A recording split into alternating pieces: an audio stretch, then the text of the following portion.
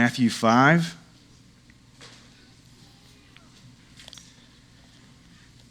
Continuing our trek through the Sermon on the Mount.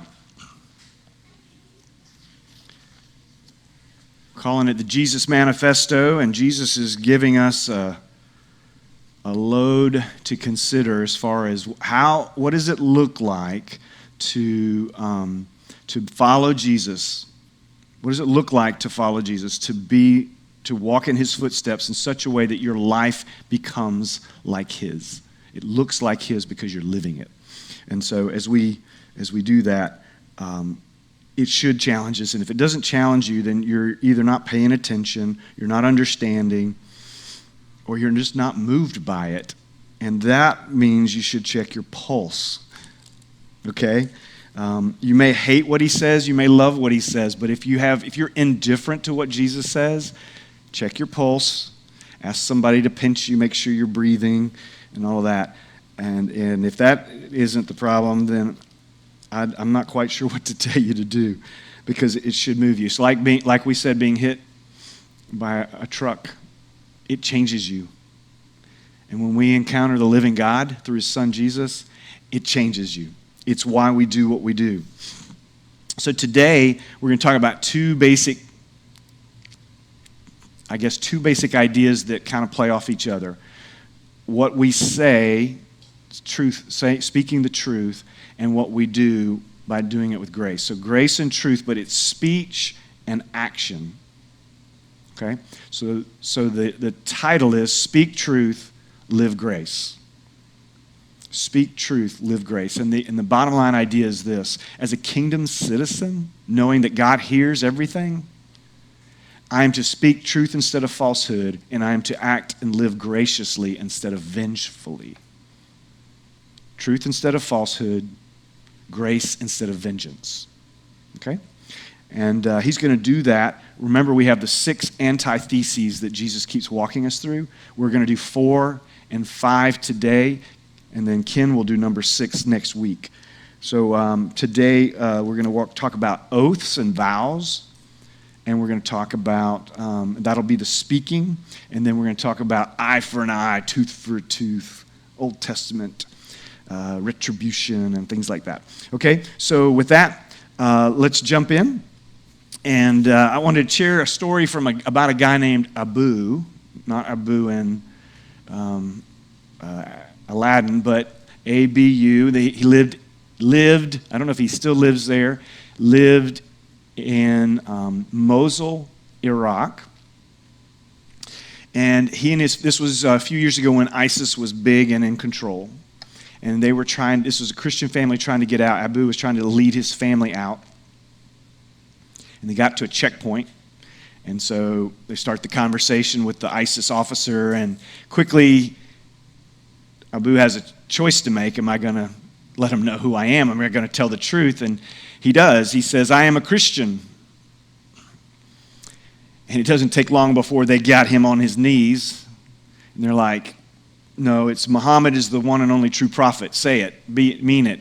Become a Muslim. And he says, I'm sorry, but I'm a Christian.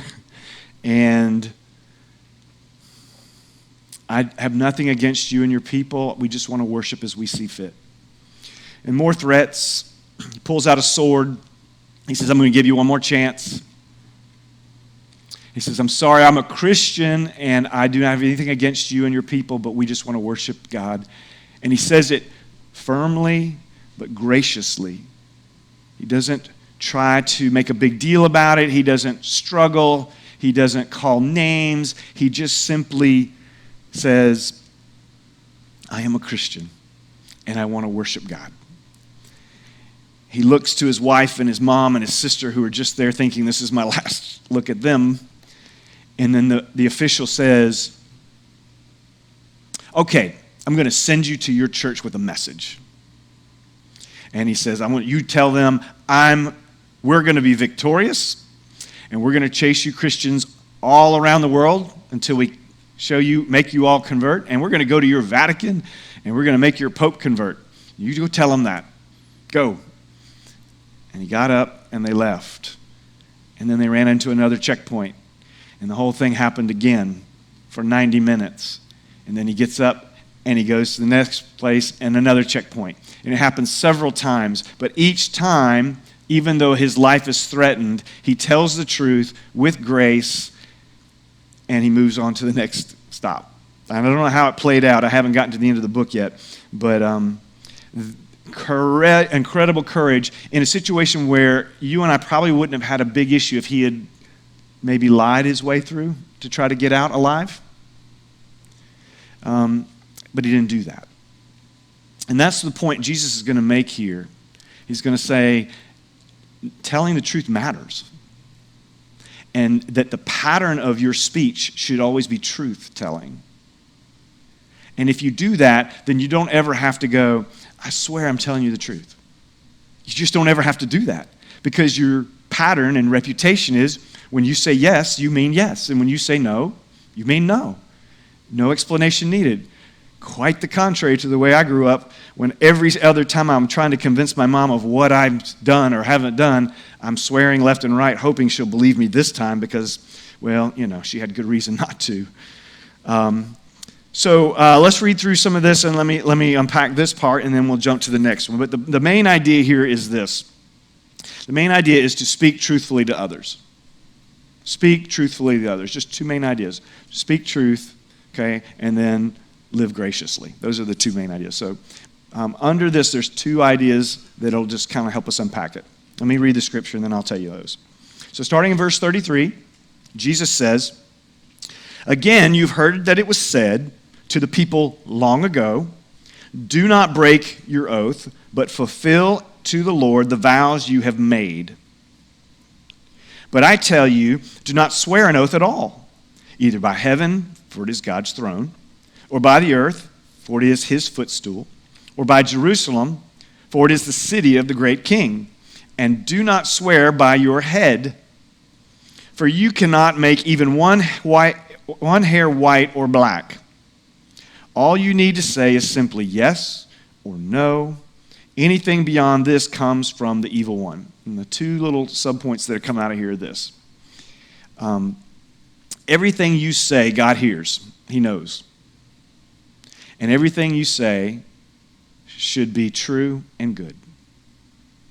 Okay? Everything we say, God already knows, but he's going to know. He's going to hear about. It doesn't matter how we use the vows or how we avoid the vows. If I say it, he's going to know about it. And everything I say should be, based on what Jesus says in verse 37, true and good. All right, so let me just unpack a couple of these specifics so you can kind of see. Some of this is a bit odd. And so when he talks about a vow or an oath, they're not exactly the same, but for our purposes today, they're pretty close. It's kind of like making a promise. But what they were doing, remember, you have the law, the Old Testament law, the Jewish scriptures, okay? And the religious leaders, the Pharisees and the scribes, were very keen on making sure that people didn't break the law, and if you did, it was a big deal, and there were all kinds of things that happened. And so what they did was they created this picket fence of other rules outside of that, designed to make it really hard to get to the laws themselves, okay, so that we wouldn't break the laws, so they wouldn't break the laws. The problem is those were man-made traditions, whereas this is God-inspired laws, things that are perfectly said, and if followed, the heart of that is you're good, okay? So what would happen, though, is these man-made traditions would get, because they were not perfect, they ended up, instead of being a help, they became loopholes. So it actually made it easier to break the laws inside instead of harder. And the ones who were kind of the best at breaking those laws were actually the religious leaders. So their example was pretty poor. So it became like this. You'd make an oath. If you made an oath to the Lord, you definitely weren't going to tell a lie there. But if you made an oath to something else, I might not mind hedging on that. For example, you might say, "I swear on the Lord, I'm telling you the truth," because you're not going to break that, because that's the law. But you might say, "Well, swear on my mama's grave." That sounds really, whoa, but I mean, what's she going to do about it? I mean, right? So it's a little, you see that? Or you could really make a silly example is pinky promise, right? It's just another way of saying what you're saying when you say, you got to believe me. I promise, I'm telling the truth. When you have to say those things, you're implying, the other times when I speak, you may not want to believe me because I haven't said that statement, okay? And that's why Jesus says you don't need to make an oath. Just say yes or just say no. Now, he's not talking about the more institutional vows, okay? He's not talking about wedding vows. He's not talking about oaths of office. He's not talking about, I swear to tell the truth and the whole truth, nothing but the truth. He's not talking about those kind of oaths because those are trying to really hold up the sanctity of truth. What he's talking about is when we use words to excuse dishonesty or falsehood, okay? And so in verse 37, he gives us the summary, really. But I'll just speak to these. So he makes all these examples. Excuse me.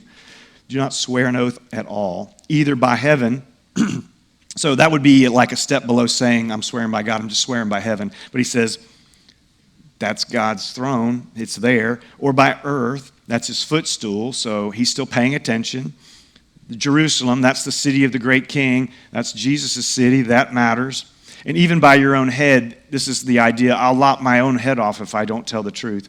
And he's saying, even that, God didn't even let you choose the color of your hair, although we probably work at that a little bit. So you see what I'm saying? He's saying, basically, you're trying to make all these ways to get around my law, and God sees everything you say. He hears every word you say, and he's holding you accountable for every word you say. Every idle word is recorded. And I don't think his cloud crashes. So I'm pretty sure it's reliable. It's backed up. All it needs to be backed up. When we get there, he'll have a total record of every syllable we've uttered. So if you're worried about him having enough ammunition to judge us, you don't need to worry about that part. That's not good. Okay, verse 37, he sums it up like this. All you need to say is yes. So you're simply yes or no.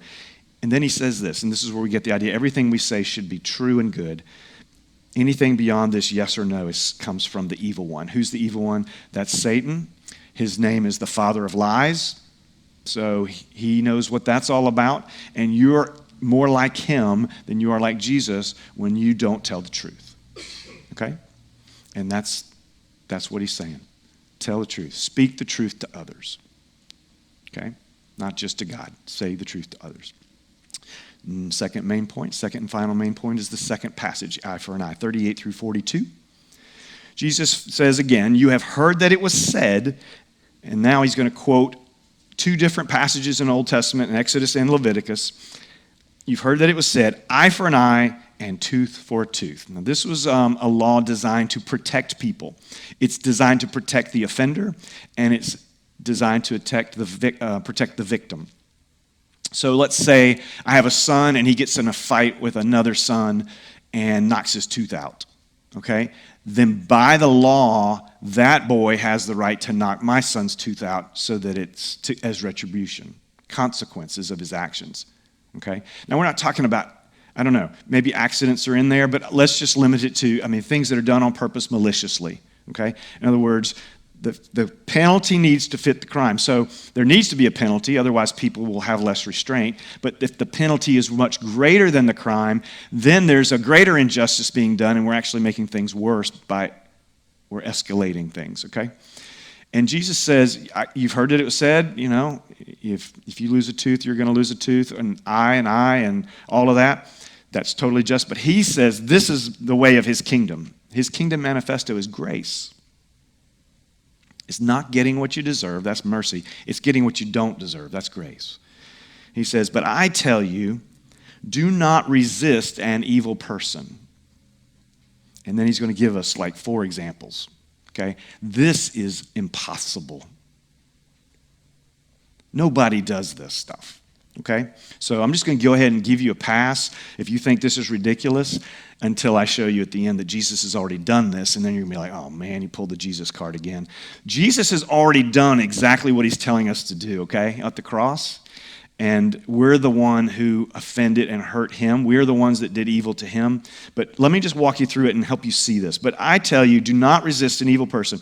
If somebody comes at you, okay, with evil, our natural temptation is to reply in kind at least with something because we feel justified. And there's a sense in which there is some justice in that. And Jesus isn't saying there's not justice. What he's saying is, I'm telling you, there's a better way. And he's looking at the big picture. But here's the thing. All of these examples hurt us if we're the victim. And they don't hurt the other person. They actually help the other person. Okay? And that's really the difference between Old Testament and New Testament. There's all this grace that Jesus is pointing to. And he's saying, yes, you have rights. I'm saying give up your rights and show grace and mercy instead. Okay? So he says, if anyone slaps you on the right cheek, turn to them the other cheek also. Okay? Now, he's not talking about cities. He's not talking about governments. He's talking about an individual. Okay? Two people get into an insult, and they're insulting one another. If you've ever been to high school, public high school, you've witnessed this thousands of times. Every day at lunch, we would go at it. It was like, who could one-up the next one, you know? And sometimes it would get pretty personal, and sometimes you would like, oop, I went a little too far with that one, or they went a little too far. And sometimes it would even get to physical. If you got really angry and you didn't have anything to say, so you just started swinging. It just depended. So, so this is referring to primarily an insult, but not just a verbal insult. I mean, this is an insult that physically hurts. So one of the things that happened in the day of Jesus is a backhanded slap. I don't know if you've ever been backhanded before, but there's knuckles on this side of your hand, and if you're wearing rings, that adds to the damage. So it's going to hurt, but their life is not in danger. At least the intention seems to be that. Now, you can hit a temple, obviously, but the idea here is that insult is a big part of this.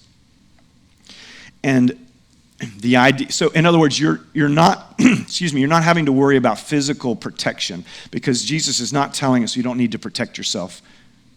Okay, there's a time and a place for that, and especially okay to protect someone else. Okay, but the greater way to reach this person, to bless this person who's acting like your enemy, love your enemies, is instead of responding in kind, it's offer the other cheek. Now, you don't provoke them. You don't taunt them. You're not looking to be hit again. I mean, it's not going to feel good the first time, but you're willing to take another blow to make a point. I am not going to give you justice. I'm going to give you grace because that's what my Lord did for me. And that's the pattern through all of this. And if anyone wants to sue you, now we're into the court of law. If anyone wants to sue you and take your shirt, yours may say tunic, hand over your coat or cloak as well. So what's he saying here? Again, nothing that you would find us doing naturally. Certainly wouldn't naturally do this. You're in a court of law. They want to. Now, in that day, a shirt was not like this. It went all the way down, it went way down. It was a long shirt. Think night shirt for the daytime. And then they would wrap around that like a long overshirt or maybe even a cloak. And that wasn't just their clothing. They didn't have a lot of clothing. They didn't have closets of clothes. That was also their bedding. Okay, this is why in the Old Testament you may remember reading, if a poor person owes you money, you can take their cloak as collateral, but you have to give it back at night. So, and it doesn't say this, but the reason is so that they can wrap up for the night and not get cold. And then when they get up in the next morning, the idea is they'll bring it back to you and you can have your collateral again until they pay you back. Because if you're poor, you've got nothing but that cloak for shelter in some cases. You're sleeping outside and you need to cover up. All right, so he's saying if somebody sues you for, this is a small claims court if I ever heard of it. I want your shirt. Your used shirt is worth something to somebody else, okay? And so they're suing you for that. They win the case. You owe them your shirt. He's saying give them the cloak too, which is, by the way, going to be more valuable probably than the undergarment because of the fact that it's heavier material and it's a cloak and therefore bedding. He's saying give them that too. Now, why would they do that? I can give you lots of reasons why they shouldn't. They don't deserve it. they didn't ask for it, and I need it. Those are three pretty good reasons not to give them that, right? And yet Jesus is telling us, but grace would give it to them. And it's not even because they need it. It's because I want you to show them grace. And that is a tangible way.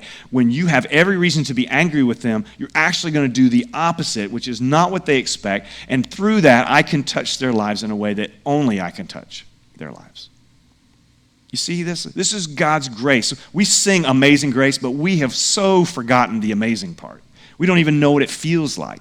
But when you read this and you're on the other side of this, you'll see grace again for what it is. And it's also, we see how hard it is to give, how costly it is to give. I mean, it cost Jesus his life, and we don't want it to cost us any dollars, and we have everything we need. Well, it gets harder. So the next verse says, if anyone forces you to go 1 mile, go with them 2 miles. Now, this isn't your running buddy, okay? This is you're doing life in the Roman Empire.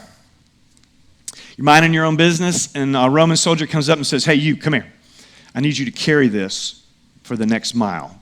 1,000 steps. So you get your steps in at least, right? But that's not fun because it's probably heavy, and he probably doesn't smell very good. And you got to walk with him a mile to carry that stuff, and you have to do it by law, Roman law.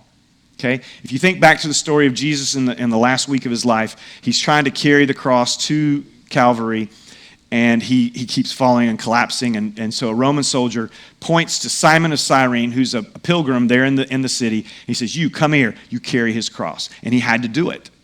There's a great scene in The Passion of the Christ where they show this scene playing out. Pretty neat. Pretty cool way that they portrayed that. But it's the idea that you have to do this because a Roman soldier told you to do that, and it's not an unreasonable action. So, and you know, the Jews hated the Romans because they were their oppressors. So they would slit the throat of a Roman soldier in a heartbeat if they had the opportunity to get away with it. They hated them murderously. And so here they are asking them, not only do I want you to carry this a mile. Jesus is saying, now carry it an extra mile without being asked. And you're like, well, they don't want me to. They didn't ask me to. And I'll probably make him mad. He probably thinks I'm messing with him. This is risky. Take it an extra mile. There is a burden that you can help lift. Show him grace. Okay? And we know even Roman soldiers could be saved. We saw examples of that in the scriptures too. And God is saying, grace is what I use to rescue people who are hard-hearted against me. Grace, God's riches at Christ's expense. One more he gives. Give to the one who asks you, and do not turn away from the one who wants to borrow from you. Okay? Now this one's not hard for us to imagine. Whenever I think of this verse, I think of homeless people. I think of people who are obviously homeless. Okay? In some cases, I've seen them homeless for years. I might have even tried to help them. So is Jesus saying we just help them all? I don't think so. I think he's saying there are going to be some who are not they're not trying to live irresponsibly. They're not trying to be lazy. They have a genuine need. They are genuinely hurting, probably in multiple layers, and you have the means, God-given means, to help them. So what's happening here is you have somebody in a need who's hurting, and they're asking you for help. This isn't you notice them. They are asking you for help. They've looked you in the eye and asked for help. This is Peter and John walking into the temple by the guy sitting by the gate, the guy who's been lame for 40 years. And they've walked by him for probably all their life. And they've probably given him alms and money to help.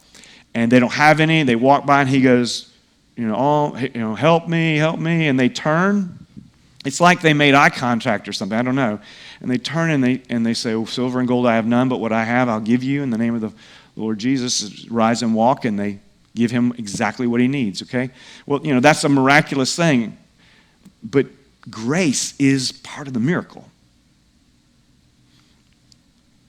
why would we think if Jesus did that, we couldn't do that?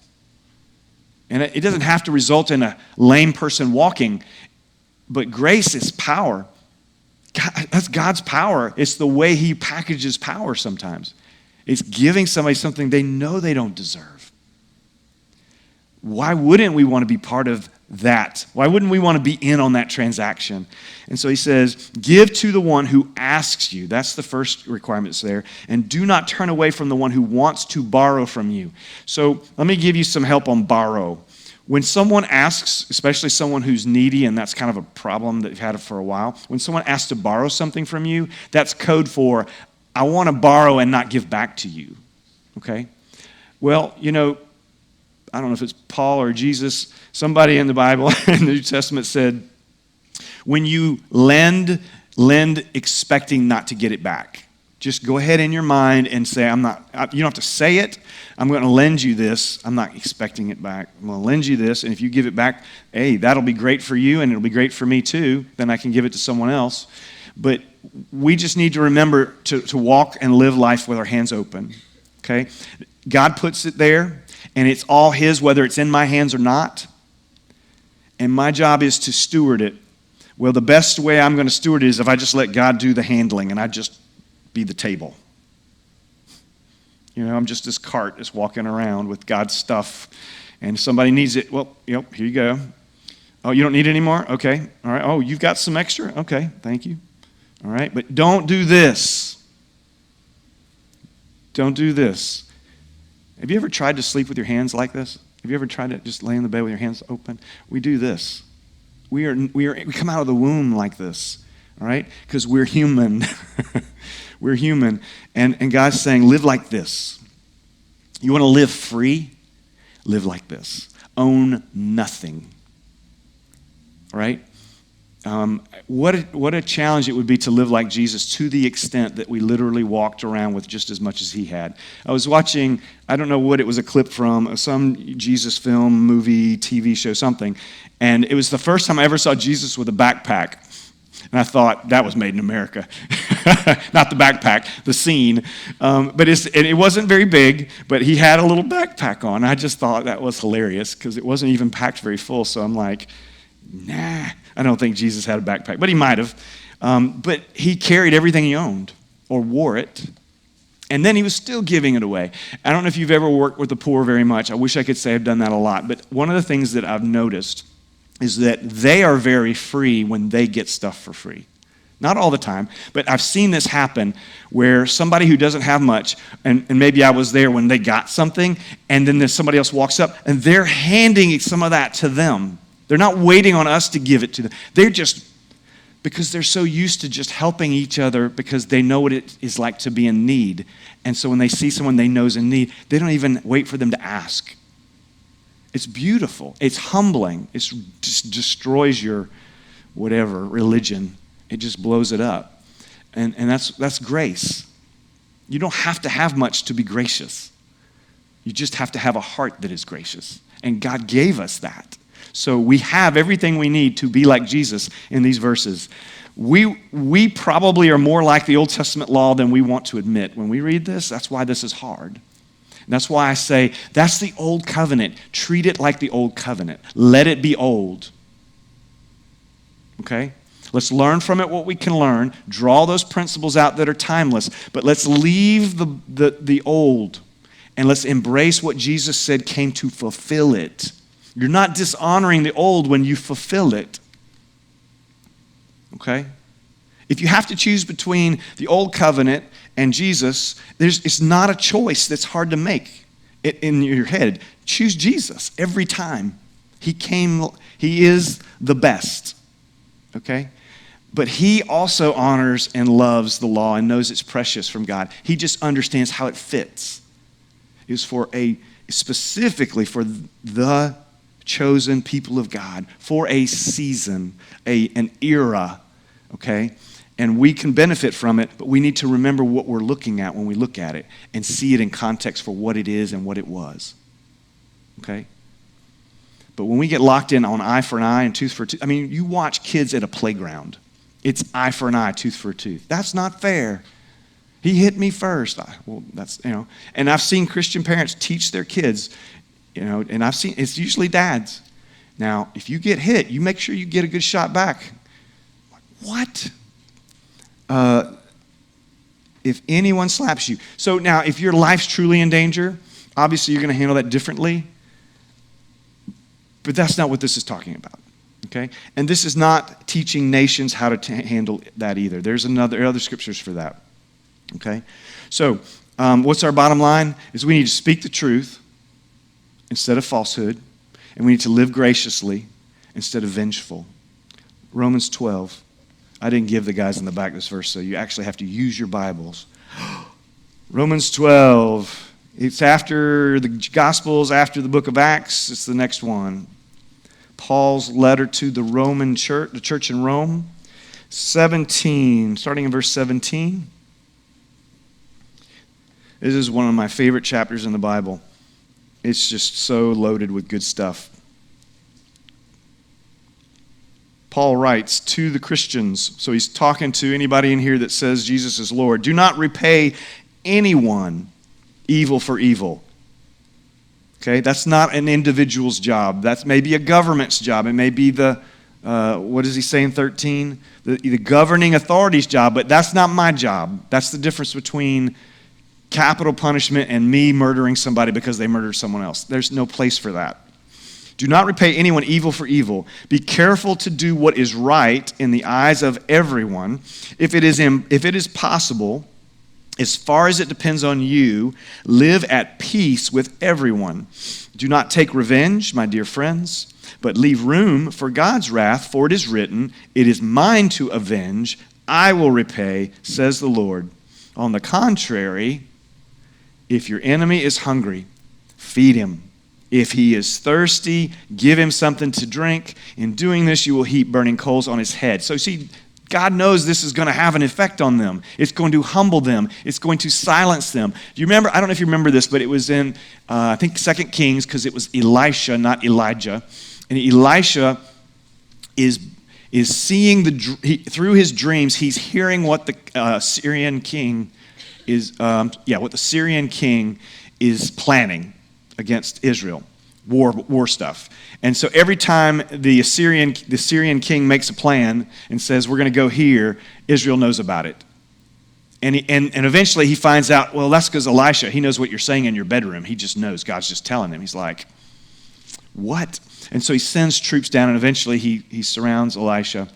And so there's Elisha and his sidekick and all these troops. And so then Elisha just says, okay, Lord, blind them. And so he blinds all the army, and he says, I'm going to show you the way to this guy that you're looking for, who is him. Now, let me show you the way. Follow me. It's down this road. And he leads them into the center of the capital of Israel, all these blind troops. And then they're unblinded. I don't know if he did it or God did it, but whatever, God did it. And so now they're all in the middle of their enemy's capital, all the soldiers. And so the king of Israel is like, oh, man, that was awesome, Elijah. What should I do now? And he's like, should I imprison them? Should I kill them? And he says, feed them. Feed them and send them home. Sounds like this verse. In doing this, you will heap burning coals on their heads. Grace can have a sanctifying impact on the lives of people. Okay? You could apply this to marriage. If you're in a tough situation in marriage, grace. Just give them grace. Give them grace. Not what they deserve. Over and over and over. Go to 1 Peter. I ran over this one this morning. 1 Peter 3:9? 3:9, I think. Yeah. So, Peter's writing to Christians all over the empire who are all being persecuted. And he says, I'm going to start in verse 8. Finally, all of you, be like-minded, be sympathetic, love one another, be compassionate and humble. Verse 9, do not repay evil with evil or insult with insult. Sounds like turn the other cheek to me. On the contrary, repay evil with blessing, because to this you were called, so that you may inherit a blessing. So our blessings are tied to this. I don't know that it's a conditional statement, but there seems to be, it's probably, you're going to prove that you're the real deal if this is how you live. Okay? So Jesus is saying, kingdom citizens. Kingdom citizens. God hears everything that you're saying. Tell the truth to other people. And he's watching how you live. Give grace instead of vengeance. That's what he calls us to do and be. That's it. It's just really, really hard. It's much easier to preach than it is to live. But that's what he calls each of us to do. Now, you may have something in mind right now. God may have already put somebody in your brain that you need to treat differently than you've been treating. I don't know who it is. But you need to think about these verses and that person in light of that. But they're probably going to feel like an enemy to you. Don't raise your hands, but I wonder how many of us have enemies that we, even right now, we can just call to mind. Maybe it's at work. Maybe it's a family member that treats you like an, those are hard people to live with, to be around. Okay? Jesus says, give them grace. Speak truth. And I'll end with this. Speak truth with grace. Okay, Abu, when he spoke to the ISIS officers, he spoke to them truth, but he gave it in a gracious way. Truth without grace ends up being really harsh and legalistic. Can be. Grace without truth is love without a backbone, which means it ends up being sentimentalism. Grace and truth together is what Jesus calls us to. Okay? So when we think about the cross, okay, justice and mercy. Okay, now mercy is kind of like the negative version of grace. Okay? So if grace is white and black, mercy's black and white. You know what I mean? Like a negative film. You remember film? The negative and everything that's one color. It's like these two are so similar. They look exactly alike except for the coloring. Because grace is getting what you don't deserve, and mercy is not getting what you do deserve. Okay? And so what do I not deserve? I don't deserve God's grace. I don't deserve the gift of eternal life. What do I deserve? I deserve his judgment. Mercy is not getting what I do deserve, which is the judgment of God. I don't deserve that. I deserve the wrath, but he makes it so that I don't have to take it. Well, how did he do that and remain holy? He poured out the wrath that we deserved on his son. When we celebrate the Lord's Supper, it's a reminder that somebody took the hit for us. We didn't have to take it, but somebody did. And it was the only person who's ever walked the planet that didn't deserve it. It was Jesus. So as you think about that, I want you to think, okay, Lord, am I being gracious in the way that I live? And if I'm not, it's probably because I'm not appreciating the grace that I've received deep enough. When Jesus talked to the Pharisee, and then he had the woman, the prostitute who was there, and they were both in Simon's home. And she came in and she poured. She was crying and washing his feet and kissing his feet and basically honoring Jesus about as much as she could in front of everybody because she had been forgiven for being a prostitute by Jesus. And Simon hadn't been forgiven for hardly anything, and he was not responding. He was responding as if he hadn't received much grace. And Jesus asked him the question, who would value that grace more? The one who'd been forgiven much. We in America, we tend to be more like Simon than that woman. So how do we change that, right? What do I do with that? Do we just go, oh man, that's a bummer? No, it's dig into this and think and pray and listen and let God touch your heart through the lives of people he's put in your path who need that grace. And the better at giving grace you become, the better at receiving grace you become. And this awareness and this depth of understanding comes to fruition. And through the ministry of the word, God ministers to you. And you become more grateful than you've ever become. He's just really good at it. And let's do that. Let's pray. God, we need Jesus, boy. God, we need Jesus. We need you. We need you to do a great work in our hearts, Lord, because we are very quick to forget what you've done for us. And we're not as grateful as we'd like to think. And as important as it is to be grateful for what we've been given, Lord, what you really want to see is that we would not just be grateful for what we have, but that we would be gracious with what we have.